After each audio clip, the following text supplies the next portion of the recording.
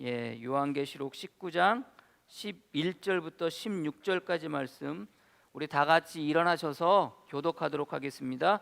요한계시록 19장 11절부터 16절까지 말씀 선독합니다.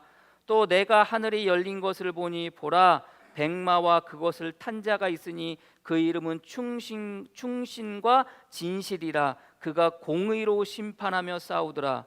그 눈은 불꽃 같고 그 머리에는 많은 관들이 있고 또 이름 쓴 것 하나가 있으니 자기밖에 아는 자가 없고 또 그가 피 뿌린 옷을 입었는데 그 이름은 하나님의 말씀이라 칭하더라.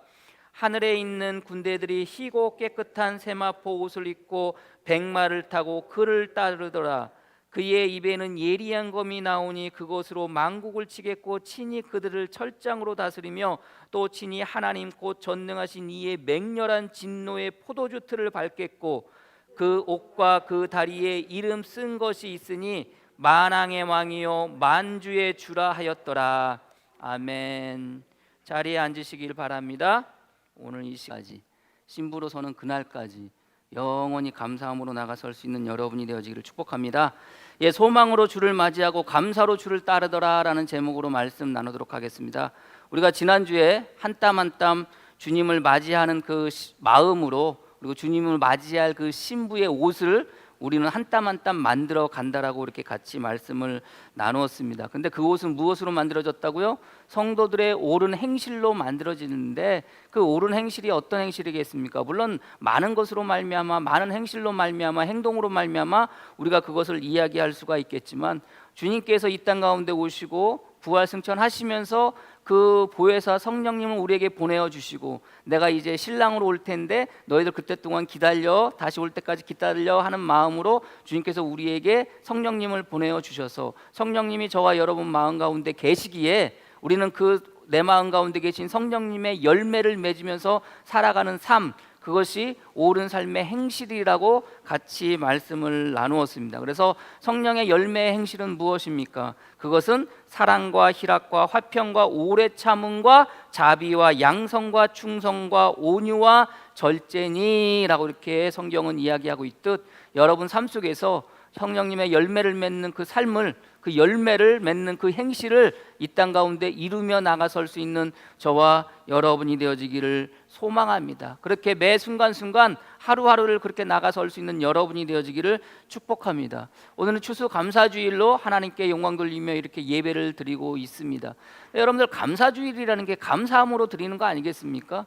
여러분들 우리들의 삶의 현실이 지금 우리가 놓여져 있는 삶의 현실이 정말로 주님 앞에 감사함으로 나가설 수 있는 우리들의 삶의 현실입니까? 올 초부터 시작된 코로나19 때문에 모든 것이 변해져 가고 있고 모든 것이 어려워지고 있는 가운데 우리가 놓여져 있습니다. 접촉과 비접촉, 컨택트와 언컨택트라고 이렇게 이야기하잖아요. 접촉과 비접촉 사이에서 우리는 갈등하고 고민하고 고뇌하고 그러는 가운데 우리가 놓여져 있습니다. 무엇이 정답인지 모를 상황 속에서 정말 불안한 날들을 우리가 지내고 있는 것이 우리들의 삶의 현실입니다. 그리고 또 이 상황 속에서 우리의 신앙과 우리의 믿음도 흔들리고 갈팡질팡하고 있을 때가 바로 지금이 아닌가 생각이 되어집니다. 그리고 세상은 이분법적으로 나눠져 있습니다. 참과 거짓 뭐 그렇게 나눠 있으면 얼마나 좋겠습니까만은 보수와 진보로 나눠져 있고 맞네 틀리네로 지금 나눠져 있고 지금 그런 데 가운데 있습니다. 언쟁에 시달리고 있고 분쟁에 시달리고 있고 정쟁에 시달리고 있고 여러분들 분열 가운데 놓여져 있는 게 지금 우리가 살아가고 있는 삶의 현실입니다. 정말 힘들고 어렵습니다. 교회적으로도 힘들고 어렵습니다. 우리가 코로나 시작되면서 예배 드리지 못한 분들이 아직까지 지금 계시고 있고요. 나오지 못한 분들도 있고 우리 교회뿐만이 아닙니다, 여러분들. 지금 계속해서 쏟아져 나오는 한국 교회에 대한 그 연구와 앞날에 대한 보고서는 참 암담하고 참담하기 그지없습니다. 많은 교회인들이 줄어들 것이고 교회가 문을 닫게 될 것이고 작은 교회들은 더욱더 힘들어지고 어려워지고 결국은 폐쇄될 것이라는 그런 보고서가 지금 계속해서 끊임없이 나오고 있습니다. 이 시기에 교회가 변해야 산다고 그렇게 이야기하고 있고, 변하지 못하는 교회를 위해서 비판하고 비평하고 손가락질하고 그런 가운데 있습니다. 우리들 스스로가 그런 가운데 놓여져 있고, 세상은 교회를 향해서 또 코로나19를 맞이하면서 그 코로나19를 대하는 교회의 모습들 속에서 우리를 여러분들 비판하고 우리에게 손가락질하고 우리에게 욕하고 성도와 교회를 욕하고 그런 가운데 놓여져 있습니다. 얼마나 정말로 더욱더 힘들고 어려워지는 가운데 있습니까? 그것뿐이겠습니까? 우리의 경제적인 상황은 더욱더 어려워지고 있습니다. 더욱더 여러분들 빈부 갈등이 더욱더 심해지고 더욱더 여러분들 그것이 벌어지고 있습니다. 지금 집값이 많이 오른다 그러잖아요, 여러분들. 왜 집값이 오른 줄 아십니까, 여러분들? 시중에 돈이 많이 풀렸어요. 돈 없는 우리는 여러분들 전혀 상관없는 것 같지만, 돈 많은 그 사람들이 여러분들 이 돈을 어디에 쓸 데가 없는 겁니다. 그러니까 뭐 하는 겁니까, 여러분들? 집 사는 거예요. 집값이 올라는 겁니다. 주식시장은 여러분들 현재 경제적인 형제의 상황에 맞지 않게 오히려 여러분들 더욱더 호황을 누리고 있습니다, 여러분들. 그 돈이 다 어디로 가요? 주식시장으로 가는 겁니다, 여러분들. 이로 말할 수가 없습니다. 정말 그런다고 있는데 우리는 정말 돈이 없어서 허덕이고 힘들고 어렵게 살아가고 있는 것이 우리들의 삶의 모습 아니겠습니까? 점점점 힘들어지고 점점점 어려워져. 이 상황 속에 놓여진 우리가 여러분들을 감사할 수가 있겠습니까? 그렇잖아요. 여러분들 감사하는 마음이 여러분 마음속에서 여러분들 막 이렇게 불러일으켜집니까? 그럼에도 감사하자라고 이렇게 이야기하는데, 무화과 나무 잎이 마르고 외양간에 송아지가 없어도 여러분들 하박국 선지자의 그 고백처럼 그렇게 감사하자고 수수감사주일 때마다 그렇게 말하는데, 여러분들 우리가 감사할 수가 있겠습니까? 그렇잖아요. 우리의 현실을 놓고 봤을 때 너무나도 힘들고 어려워서 감사라는 단어를, 감사라는 그 말을 우리의 입으로 내뱉을 수 없는 상황 가운데 놓여져 있는 것이 우리들의 삶의 모습입니다. 그런데 말씀을 준비하다 보니 우리가 요한계시록의 말씀을 보고 있지만, 여러분들 생각해 보세요. 물론 고난이라는 것이, 어려움이라는 것이 상대적이긴 하지만, 내가 당하는 고난이 가장 힘들고 내가 당하는 고통이 가장 아프고 내가 당하는 어려움이 가장 어렵겠지만, 그럼에도 불구하고 여러분들 우리가 살아가는 지금 삶의 현실만큼이나 힘들었을 초대교회 교인들의 삶의 모습을 바라보십시오. 우리가 요한계시록을 바라보면서 여러분들 그때 당시에 이 요한계시록을 읽었던 독자들은 그 삶 속에서 얼마나 힘들고 어려웠겠습니까? 그들에 비하면 우리들의 어려움은 어려움도 아닐 거라고 생각이 되어집니다. 어떻게 보면 우리들의 어려움은 그들에 비하면 세 발의 피와 같을지도 모르겠습니다. 왜요? 그들은 그저 단순히 예수 믿는다는 이유로 삶의 모든 것들을 포기해야 됐고 놓아야 됐고, 여러분들 경제적인 활동조차도 포기해야 됐던 그들입니다. 예수 믿는다는 이유로 붙잡혀가서 죽어져야만 됐고 죽임을 당해야 됐습니다. 어제까지 보이던 사람이 오늘 안 보이면, 붙잡혀가서 사자밥이 되었구나, 붙잡혀가서 불에 타 죽었구나, 붙잡혀가서 목베임을 당했구나. 여러분들 그런 상황 가운데 놓여져 있던 사람들이 초대교회의 교인들이었습니다. 그들에 비하면 우리는 어쩌면 그래도 그나마 행복하게 살아가는 삶의 모습 아니겠습니까? 그들의 삶의 모습을 바라보면서 여러분들 그렇게 힘들게 어렵게 살았다면 그들의 삶은 어떻게 됩니까? 당장에라도 진작에라도 진즉에라도 예수님 믿는 것을 포기하고 배교하고 돌아서서 세상과 타협하고 우상에게 절하고 짐승의 표를 받고 살아가는 것이 삶의 모습이 그들의 모습일진데, 그러나 초대교회 교인들, 이 요한계시록을 읽는 이 성도들은 그렇게 하지 않았습니다. 그 힘들게, 그 어렵게, 그 고난당하는 상황 가운데 놓여져 있다 할지라도 마지막 그 순간까지 어떻게 하는 겁니까? 주님이 이 땅 가운데 오실 그날을 바라보면서, 주님께서 나는 신부로 주님은 신랑으로 오실 그날을 바라보면서 마음 가운데 소망을 가지고 주님을 맞이하고자 했던 그 마음 가운데, 오늘 성경의 말씀은 요한계시록은 그들에게 무엇을 가져다 줍니까? 소망을. 그리고 그 마침내 소망이 이루어지고 성취되어지는 것을 지금 오늘 성경은 말씀하고 계시다는 것을 여러분들이 믿으시기를 바랍니다. 그들은 그렇게 힘들었지만 그럼에도 불구하고 주님이 오신, 신랑으로 오신 주님을 맞이하는 모습이 오늘 성경의 모습이라는 것을 여러분들이 깨달으시기를 바랍니다. 힘들었지만 어렵지만 그렇게 묵묵히 그 인내하며 250년을 박해 가운데 살아갔던 그들이었지만, 그럼에도 불구하고 그들은 예배하는 것을 멈추지 않았고 찬양하는 것을 멈추지 않았고 기도하는 것을 멈추지 않았습니다. 그러면서 어떻게 하는 겁니까? 소망을 붙잡고 주님을 기다립니다. 주님을 기다림과 동시에 그 주님을 어떻게 맞이합니까? 감사함으로 맞이하고 있는 오늘 성경의 모습들을 보며 그러면 우리가 어떻게 초대교회 교인들과 같이 어떻게 감사함으로 주님을 맞이할 것이며 어떻게 이 힘들고 어려운 세상을 살아갈 것인가? 희망도 없고 소망도 없고 불안한 그리고 불안정한 이 세상 속에서 이 우리의 현실 속에서 우리가 어떻게 감사함으로 나갈 것인가? 우리는 왜 감사하면서 살아가야 할 것인가? 오늘 성경은 저와 여러분들에게 말씀하고 계심을 여러분들이 믿으시고 오늘 성경을 통해서 어떻게 감사함으로 주님을 따라갈 수 있을까? 왜 감사함으로 주님을 따라갈까? 같이 나누고자 합니다. 첫 번째는 왜 우리가 감사함으로 나갈 수 있습니까? 그것은 주님께서 우리를 찾아오시기 때문입니다. 오늘 성경을 보니 시작의 말씀이 어떻게 됩니까? 내가 하늘이 열린 것을 보니로 시작되어집니다. 요한계시록에 요한이 하늘이 열린 것을 볼 때가 종종 있습니다. 근데 여러분들 하늘이 언제 열립니까? 언제 열리나요?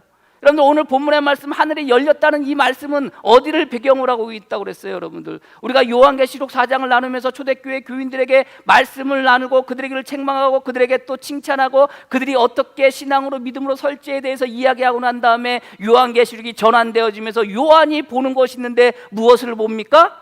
하늘이 열린 것을 보고 그 하늘이 열린 곳에서 예배 드려지는 상황을 본다라고 되어 있잖아요. 그런데 오늘 본문의 말씀도 하늘이 열린 것을 요한이 보게 되어지는데 그 하늘이 열린 그곳에 누가 계시다는 겁니까? 신말을 탄 그 누군가가 거기에 계시다는 겁니다. 하늘이 열렸다는 겁니다. 하늘이 열렸다는 것은 마침내 주님께서 이 땅 가운데 오시게 될 것을 요한에게 보여주는 것이고 초대교회 교인들에게 말씀하고 계시는 것이고 오늘 시간 저와 여러분들에게도 동일하게 말씀하고 계심을 여러분들이 믿으시기를 바랍니다. 요한계시록의 내용들은 구약의 성서의 배경을 통해서 우리가 알 수 있다라고 얘기했잖아요. 그래서 그 구약에 나오는 내용들을 빌어다가 그것을 교회의 교인들에게 그리고 요한계시록을 기록하고 있다고 말씀드렸잖아요. 동일합니다. 오늘 본문의 말씀 하늘이 열렸다는 이야기는 마치 무엇을 연상합니까? 에스겔서 1장 1절의 말씀을 연상합니다. 에스겔서 1장 1절 말씀의 시작이 무엇입니까? 그것은 여러분들 그 발강가에서 죽어라고 힘들게 어렵게 일하고 있었던 노예로 끌려가서 포로로 끌려가서 여러분들 앞날도 없고 희망도 없고 소망도 없고 그렇게 살아가다가 그렇게 노예로 죽어갈 수밖에 없었던 이스라엘 백성들, 그들 정말로 절망 가운데 있을 그때 주님께서 그들에게 나타내 주시면서 하시는 이야기가 무엇입니까? 하늘이 열렸다라고 성경은 말씀하고 계시다는 것을 여러분들이 믿으시기를 바랍니다. 하늘이 열렸다는 거예요. 그러면서 여러분들 에스겔에게 하늘에 열린 것을 보며 하늘의 그 모습을 에스겔에게 성경은 보여주고 있음을 여러분들이 믿으시기를 바랍니다. 그래서 에스겔서 1장 1절은 이렇게 시작합니다. 30째 해 넷째 달 초 닷새 내가 그발 강가 사로잡힌 자 중에 있을 때 하늘이 열리며 하나님의 모습이 내게 보이니. 하늘이 열렸다는 거예요. 하나님의 모습이 보였다는 거예요. 여러분들 이게 얼마나 큰 충격이고 이게 얼마나 큰 감동인지 아십니까? 이스라엘 백성들의 생각은 하나님은 어디에만 계신 줄 알았어요? 이스라엘, 예루살렘 그리고 그 성전에만 계신 분이 하나님인 줄 알았어요. 그런데 안타깝게도 이들이 여러분들 포로로 끌려왔어요. 몇백 킬로미터가 떨어진 그곳에 그 먼 곳에 여러분들 포로로 끌려가서 그 발강가에서 죽어라고 여러분들 일만 하고 있는 겁니다. 하나님이 그곳에 계시지 않는 겁니다. 하나님은 먼 곳, 저곳 예루살렘 그 성전에만 계신 줄 알았습니다. 자기들은 버림받았다고 생각했습니다. 더 이상 바랄 것도 없고 여러분들 소망할 것도 없었습니다. 그런 가운데 놓여져 있을 그때 주님께서 그들에게 에스겔에게 나타나셔서 하늘의 문을 여시고 하늘의 모습을 보여주는 겁니다. 충격이와 충격이게 그 동시에 뭐가 되는 겁니까? 감동이 되어집니다. 그들의 삶의 모습은 여러분들 시편 137편에 이야기하고 있습니다. 읽어드릴게요. 우리가 바벨론의 여러 강변 거기에 앉아서 시온을 기억하며 울었도다. 그들의 모습입니다. 그들의 현실입니다. 그들의 참담한 모습입니다. 시온을 생각하면서 예루살렘을 생각하면서 울었다는 겁니다. 그 중에 버드나무에 우리가 우리의 수금을 걸었나니 이는 우리를 사로잡은 자가 거기에서 우리에게 노래를 청하며 힘들어 죽겠는데 노예 생활해 가지고 여러분들 그 방가에서 그 노역 가운데 놓여져 있는데 그들을 포로로 끌려갔던 그들은 그들에게 뭘 하라는 겁니까? 노래를 부르라는 겁니다. 노래를 부르라는 거. 여러분들 이 노래를 부르는 어떤 노래를 불렀을까요? 어떻게 노래를 불렀을까요? 우리를 황폐하게 한 자기의 기쁨을 정하고 자기를 위하여 시온의 노래 중 하나를 노래하라 함이더라. 아니 힘들어 죽겠는데, 괴로워 죽겠는데, 소망도 없고 희망도 없고 암담한 현실 가운데 놓여져 있는데 노래를 부르라는 겁니다. 우리가 이 땅에서 어찌 여호와의 노래를 부를까? 그들의 모습이었을 것입니다. 그들의 모습입니다. 그리고 우리들의 모습도 될 수 있습니다. 이 힘들고 어려운 시대에 어떻게 여호와를 찾을 수가 있을 것이며, 어떻게 여호와께 노래 부를 수가 있겠습니까? 어떻게 감사함으로 우리가 나갈 수가 있겠습니까? 그러나 그때 주님께서 어떻게 하신 겁니까? 하늘을 여시고 하늘의 문을 여시고 그들에게 보여주고 계심을 여러분들이 믿으시기를 축복합니다. 이들이 불렀던 노래가 무엇이겠습니까? 베르디, 여러분들 베르디의 오페라 나부코에서 히브리 노예들의 합창이 나옵니다. 그 히브리 노예들의 합창의 내용이 뭔지 아십니까? 읽어드리겠습니다. 여러분들, 내 마음이 황금의 날개로 언덕 위에 날아가 앉아라. 훈훈하고 다정한 바람과 향기로운 나의 옛 고향 요단강의 푸르른 언덕과 시온성이 우리를 반겨주네. 오 빼앗긴 위대한 내 조국, 오 가슴 속에 사무치네. 운명의 천사의 하프 소리, 지금은 어찌하여 잠잠한가? 새로워라 그 옛날의 추억, 지나간 옛일을 말해주오. 흘렁한 운명을 되새기며 고통과 슬픔을 물리칠 때 주께서 우리를 사랑하여 굳건한 용기를 주리라. 그들의 참담한 모습이지만, 그들의 안타까운 모습이지만, 탄식이 묻어나오지만, 그들의 아픔이 그리고 그들의 고통이 묻어나오지만, 그들의 마지막에 노래의 제목은, 노래의 내용은 무엇입니까? 주께서 우리를 사랑하여 굳건한 용기를 주리라. 하늘의 문이 열림을 통해서 힘들게 어렵게 괴롭게 살아갔던 그들에게, 그리고 요한에게, 이 편지를 읽는, 이 요한계시록을 읽는 그 초대교회 교인들에게 그 하늘의 문을 열어주시면서 용기를 더하여 주시듯, 저와 여러분들 이 땅 가운데 힘들지만 어렵지만 고난과 고통과 불안한 가운데 살고 있지만, 그럼에도 불구하고 감사함으로 나갈 수 있는 이유는, 우리가 그렇게 놓여져 있을 그때라도 주님은 저와 여러분들 잊지 아니하시고 찾아와 주시는 주님이기에 우리가 감사함으로 나가설 수 있음을 여러분들이 믿고 나가서시는 저와 여러분이 되어지기를 주님의 이름으로 간절히 축복합니다. 결국 하늘의 문이 열리고 마침내 이 문이 열림을 통해서 주님께서 어떻게 하시는 겁니까? 그 약속을 성취하시고 그 약속을 지켜주시고 있음을 여러분들이 깨달으시기를 바랍니다. 언제나 여러분 마음 가운데 우리가 바랄 것이 있다면, 우리가 소망할 것이 있다면, 내가 힘들고 어려울 때 나를 내버려두지 아니하시고 나를 버려두지 아니하시고 나를 찾아오시는 주님이 계시지. 하늘의 문을 열고 나에게 보여주시는 주님이 계시지. 하늘의 문을 열고 나에게 기도와 그 말씀하시는 주님이 계시지. 하늘의 문을 열고 나에게 약속하시는 주님이 계시지. 그리고 그 주님이 내 삶 가운데 찾아오시지. 이 믿음으로, 이 소망으로 이 힘들고 어려운 이 시기에 감사함으로 나가설 수 있는 저와 여러분이 되어지기를 주님의 이름으로 간절히 축복합니다. 두 번째, 왜 우리가 감사할 수가 있습니까? 그것은 주님께서 우리를 위해 싸우고 계시기 때문인 것을 여러분들이 아시기를 바랍니다. 오늘 성경의 말씀에 하늘의 문이 열렸는데 거기에 누가 있다는 겁니까? 백마와 그것을 탄 자가 있으니 그 이름은 충신과 진실과 그가 공의로 심판하며 뭐하더라? 싸우더라. 여기서 여러분들이 싸우더라는 게 언제까지 싸우셨다는 겁니까? 언제 싸웠다는 겁니까? 여러분들, 우리가 요한계시록의 내용을 보면 이미 어떻게 해야 돼요? 말씀은 어떻게 끝내야 돼요? 싸웠다, 싸웠더라 라고 끝나야 되는데 싸우더라, 지금 하고 있음을 나타내고 있는 말씀입니다. 여러분들, 우리가 요한계시록을 시작하면서 여러분들 하나님에 대해서 이야기했잖아요. 알파와 오메가요, 처음이야 나중이요, 전에도 계셨고 지금도 계셨고 장차 계실 주님, 어제도 계시고 오늘도 계시고 내일에도 계실 주님. 여러분들, 그것을 우리가 같이 말씀을 나누면서 공부를 하면서 주님의 존재, 주님의 현존하는 것을 우리가 이야기하고 있지만, 그 무엇보다도 여러분들 그 말씀을 통해서 우리가 무엇을 알아야 된다고 그랬어요? 전에 말씀하셨던 것, 전에 약속하셨던 것, 전에 언약하셨던 것이 과정 가운데 마침내 어떻게 된다는 겁니까? 이루어진다라고 그랬잖아요. 마침내 성취되어지는 것이라고 그랬잖아요. 그래서 전에도 계셨고 지금도 계시고 내일도 계실, 장차 계실 그 이야기라는 것은 뭡니까? 전에 말씀하셨던 것. 어떻게 보면은 여러분들 아브라함을 통해서 말씀하셨던 것, 어떻게 보면 그 이전에 아담과 하와에게 주셨던 그 약속, 그 말씀이, 그 약속이, 그 언약이 마침내 어떻게 된다는 거예요? 이루어진다는 거 아닙니까, 여러분들? 그 약속이 성취되어지는 거 아닙니까 여러분들? 그것을 통해서 여러분들 보라고 그랬잖아요. 그래서 싸우더라라는 것은 전에도 싸우셨고 지금도 싸우시고 앞으로 싸우신다는 거예요. 누구를 위해서 싸우신다는 거예요? 저와 여러분들을 위해서 싸우신다는 거예요. 우리가 지난주에 말씀을 나누면서 신랑과 신부의 관계를 이야기하면서 주님은 신랑이요 우리는 신부로, 우리는 신부로서 이 땅 가운데 주님이 이 땅 가운데 신랑으로 오실 그날을 기다리는 거라고 그랬잖아요. 그런데 여러분들 말씀드렸던 게 뭡니까 여러분들? 이스라엘 백성들은 전쟁 중에는 결혼식을 하지 않아요. 예?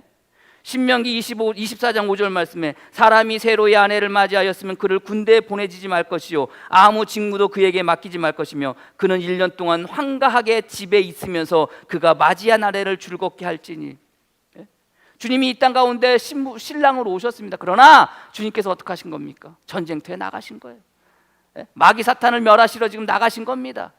그 가운데 노예제스를 그때 그 신랑이 다시 돌아오기까지 우리는 뭐 해야 되는 거예요? 기다리는 거라고 그랬잖아요. 뭐 하면서 기다리는 거예요? 한 땀 한 땀 여러분들의 옳은 행실로 여러분들이 신부의 모습으로 신부로서 입고 갈 그 옷을 입고 그 옷을 만들고 있는 지금 이 순간이라고 그랬잖아요. 우리가 지난주에 말씀 나눈 게 그게 아닙니까?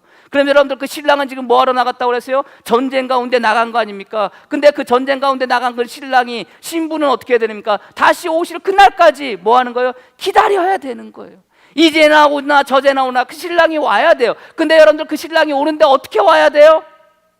성한 채로 와야 돼요. 살아서 돌아와야 되는 거예요. 그래야 뭐 할 수 있는 거예요? 혼인잔치를 열 수가 있는 거예요. 그 나간 신랑은 누구를 위해서 싸우는 겁니까?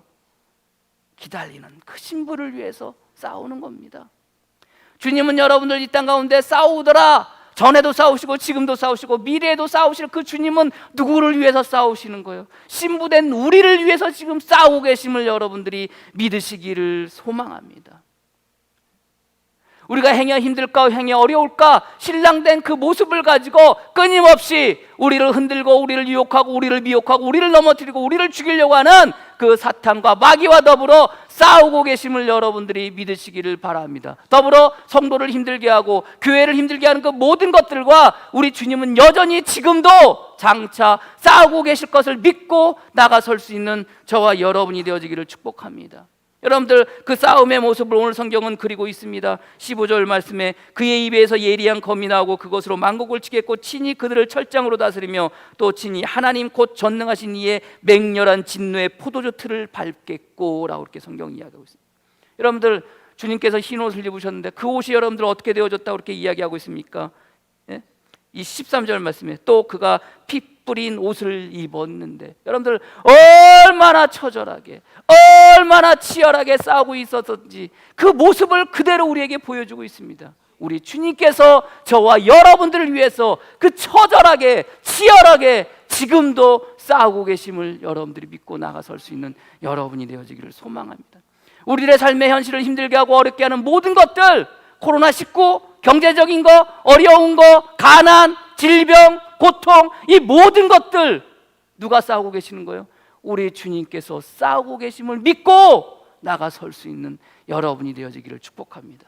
우리의 싸움은 우리의 싸움이 아닙니다. 우리가 지금 어려운 가운데 놓여져 있어서 우리가 힘들게 어렵게 하루하루 이렇게 버텨나가고 있지만 그러나 이것은 우리의 싸움이 아니라 우리 주님께서 싸워주심을 믿고 그것으로 말미암아 감사함으로 살아갈 수 있는 저와 여러분이 되어지기를 주님의 이름으로 간절히 축복합니다. 세 번째, 우리가 왜 이 상황 속에서 감사할 수 있겠습니까? 그 싸움 속에서 우리는 뭐 할 수 있습니까? 승리할 수 있습니다. 세 번째는 주께서 우리에게 승리를 주시기 때문에 우리는 감사하며 살아갈 수 있습니다.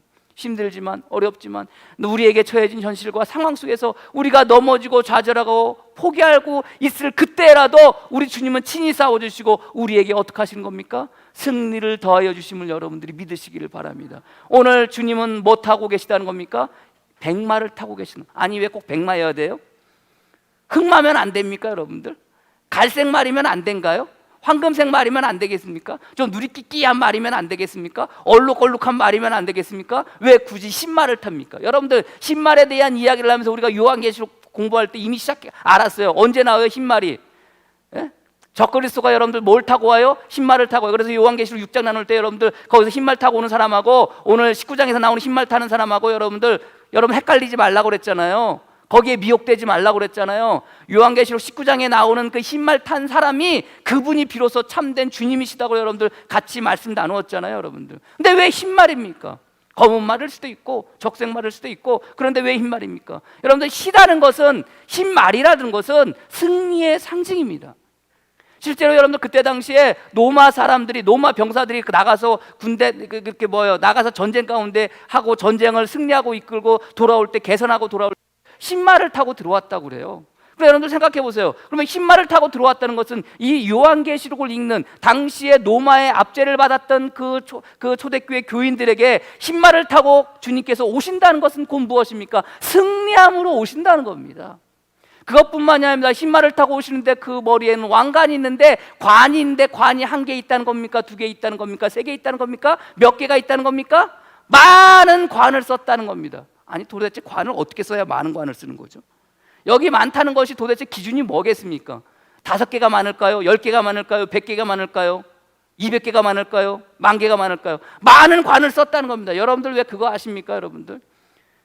사람들이 전쟁터에 나가면 여러분들 뭐 줍니까? 전쟁에 승리하고 돌아오면 뭐 줘요, 여러분들? 훈장 주잖아요. 저는 군대를 안 갔다 와서 잘 모르지만 우리 군대 다녀오신 분들 보면, 여러분들 사령관들 보면은 여기에다가 훈장 달기도 하고 여기다 뭐 이렇게 국기 같은 게 붙이잖아요.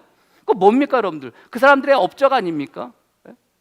그런데 여러분들, 주님께서 나가셔서 끊임없이 어제도 싸우시고 오늘도 싸우시고 내일도 싸우시는 주님께서 치열한 전투 가운데서 뭐 하셨다는 겁니까? 승리하셨다는 겁니다. 그 승리함으로 지금 누구에게? 신부된 성도에게, 누구에게? 신부된 교회에게, 누구에게? 신부된 저와 여러분들에게 지금 찾아오시는 겁니다. 무엇으로? 승리자로. 관도 한 개 쓴 것도 아니고 두 개 뜬 것도 아니고 많은 관을 그 머리에 승리의 상징으로 쓰고 오신다는 겁니다. 근데 중요한 것은 신랑된 주님이 그렇게 오시는데 신부된 우리는 그저 흰옷을 준비하고 기다리는 것으로 끝나지 않습니다. 오늘 성경은 뭐라고 말씀하고 있습니까? 14절 말씀, 하늘에 있는 군대들이 희고 깨끗한 세마포 옷을 입고, 그게 누구예요? 그게 여러분이에요. 그게 누구예요? 그게 우리예요. 그게 누구예요? 성도예요. 그게 누구예요? 교회예요. 그 성도된, 그 교회된, 그 우리가 어떻게 되는 겁니까? 우리가 한 땀 한 땀 만들었던 옳은 행실로 만들어진 그 신부의 옷을 입고 있는 것으로만 끝나는 것이라, 그것으로 말미암아 신랑된 예수님을 맞이하는 것이 아니라 뭐 했다는 겁니까? 오늘 성경은 흰말을 탔다는 겁니다. 백마를 타고 그를 따르더라. 누가? 여러분들이. 네? 흰 옷을 입고 여러분들이 백마를 타고 주님을 따라가는 겁니다. 신부된 여러분들이 신랑된 주님을 따라가는 겁니다. 승리는 누가 했어요? 주님이 하셨어요. 근데 왜 우리가 백마를 탑니까? 여러분들 그거 아세요? 우리나라가 어디서 경기를 합니다. 일본과 한국이 축구 경기를 합니다. 축구 경기에서 여러분들 한국이 이깁니다. 한국 그 축구 선수들이 이겨요. 그럼 여러분들 뉴스는 뭐라고 그래요? 한국의 축구 선수들이 승리했다라고 그렇게 이야기합니까? 아닙니다. 한국이 승리했다고 그렇게. 한국이 승리했다. 전쟁은, 싸움은 주님이 하셨고 승리는 주님이 하셨지만 그 승리의 기쁨은, 그리고 말미암아 그 승리로 말미암아 누가 승리했다고 오늘 성경은 이야기하고 있습니까? 흰말을 탄 그 성도들, 흰옷을 입고 깨끗한 세마포를 입고 있던 그 신부들, 그들이 승리함을 그리고 있음을 여러분들이 믿으시기를 바랍니다. 질 것만 같고 넘어질 것만 같고 소망도 없고 희망도 없고 살아가는 우리의 삶의 모습 속에서 그저 그렇게 끝날 것 같지만, 그러나 우리 주님이 싸워주시기에, 우리 주님이 마침내 승리함으로 오시기에 우리 또한 그 주님을 맞이할 수 있는 것이고, 우리 또한 주님이 승리하셨기에 우리 또한 승리함으로 주님을 따라갈 수 있음을 여러분들이 믿고 나가서시는 여러분이 되어지기를 축복합니다. 그래서 우리는 지금의 삶의 어려움이, 그것들이 나를 어렵게 하고 그것들이 나를 짓눌러 내가 패배한 것처럼 보일지 모르지만, 그러나 마침내 주님께서 승리하신 것처럼, 그리고 그 승리가 저와 여러분들에게 전가가 되어져서 이제 신랑의 승리가 아니라 신부의 승리 또한 되어져서 백마를 타고 주님과 함께 거닐게 되어진다는 것을 여러분들이 믿고 나가서시는 저와 여러분이 되어지기를 주님의 이름으로 간절히 축복합니다. 그리고 그걸 어떻게 하는 거예요? 주님을 따라가면서 어떻게 하는 겁니까? 주님이 마련해 놓으시고 주님이 배설해 놓으신 그 잔치, 어떤 잔치? 혼인잔치, 어떤 잔치? 그 결혼잔치에 우리가 참여하게 되는 것입니다. 처음 것은 다 지나가고 힘들고 어렵고 괴로웠던 모든 것들은 사라지고, 바다도 사라지고 옛 것은 다 사라지고 이제 새 것이 되어져서 주님께서 저와 여러분 가운데 함께 하실, 어떻게 보면 이 힘들고 어려운 현실 속에서 마침내 주님께서 이 땅 가운데 신랑으로 오셔서 내가 신부로 참여하는 그 잔치, 눈물도 그 눈에서 닦아주시고 다시는 사망도 없고 애통하는 것이나 곡하는 것이나 아픈 것이 있지 아니하다는 그 혼인잔치에 들어갈 것을 믿고 승리함으로 백마 타고 흰 세마포 옷을 입고 들어감을 믿고, 여러분들 이 어려운 시기, 이 힘든 시기 그래도 감사하며 나가설 수 있는 저와 여러분이 되어지기를 주님의 이름으로 간절히 축복합니다. 기도하겠습니다. 하나님 감사합니다. 우리에게 하늘을 열어주시니 감사합니다. 힘들고 어렵고 괴롭고 암담하고 참담한 그 시기에 이스라엘 백성들 그 발강가에서 정말로 어렵게 눈물 흘리며 노역 가운데 누워있을 그때 하늘의 문을 열어주시고 그들에게 주님의 구원을 약속하시고 구원의 완성을 보여주셨던 것처럼, 오 아버지 하나님, 오늘도 이 예배의 시간에 우리 성도들에게 하늘의 문을 열어주시고 우리들에게 베푸신 그 은혜로 말미암아 구원의 약속의 언약에 이루어지는 그 성취로 말미암아 주님 앞에 예배 드리게 하여 주시니 감사합니다. 주님, 우리가 신부로 주님을 기다렸습니다. 살아가는 삶의 모습들이 너무나도 힘들고 어렵습니다. 세상은 교회를 손가락질하고 성도를 욕하고 교인들을 욕합니다. 더욱더 우리의 신앙과 믿음을 지켜가는 것이 어려운 가운데 놓여져 있습니다. 그러나 이 모든 것들 우리 주님께서 하시고 찾아와 주시고 어제도 싸우시고 오늘도 싸우시고 내일도 싸워주심을 믿고 나가서게 하여 주시옵소서. 이 싸움은 우리의 싸움이 아니라 우리 주님의 싸우심을 믿고, 그러나 그 주님께서 반드시 승리함으로 우리에게 신랑으로 오심을 믿고 나가설 수 있는 복된 성도들 되어지게 주님 이끌어 주시옵소서. 힘들지만 이 자리에서 각자의 자리에서 한 땀 한 땀 그들의 신부된 옷을 만들어가게 하여 주시옵소서. 그리하여 마침내 주님을 맞이하게 하여 주시옵소서. 언젠가는 오실 그 신랑, 언젠가는 오실 그 신랑을 마음 가운데 소망으로 붙잡고 주님을 맞이하게 하여 주시옵소서. 그리하여 마침내 감사함으로 주님을 맞이하게 하여 주시고 주님을 따를 수 있는 자들 되어지게 이끌어 주시옵소서. 그리하여 지금 힘들게 어렵게 살아가는 삶의 모든 것들, 그 모든 것들은 다 지나가고 사망도 없고 아픔도 없고 애곡도 없고 울음도 없고 걱정, 근심, 염려 그 모든 것이 사라진 그곳, 주님께서 신랑으로 내가 신부로 있을 그곳을 바라보며 살아가는, 그렇게 감사함으로 설 수 있는 복된 성도들 되어지게 주님 축복하여 주시옵소서. 예수님의 이름으로 기도합니다. 아멘. 찬송가 180장